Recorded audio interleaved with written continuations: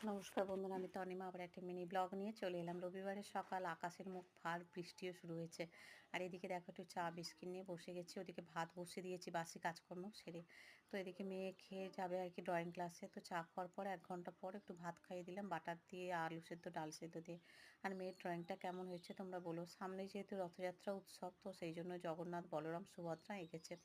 সুন্দর করে রঙও করে নিয়েছে দেখো। বেশ ভালো লাগছে আমার দেখতে, মনটাও বেশ ভালো হয়ে গেল। যাই হোক, চলো নিচে এই যে ফুল তুলতে এসেছে। আজকে অম্বুবাচী লেগে যাবে আর কি, এরপর থেকে তো আর গাছে ফুল তোলা যাবে না, গাছে হাত দেওয়াও যাবে না। যাই হোক, যে কটা ফুল পেয়েছে সেই কটা ফুল নিয়ে বাবা মেয়ে মিলে ওপরে চলে এলো।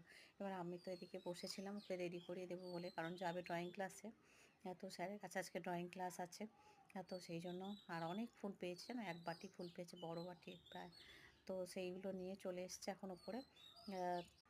মেয়েকে এবার জামা কাপড়টা পরিয়ে দেবো।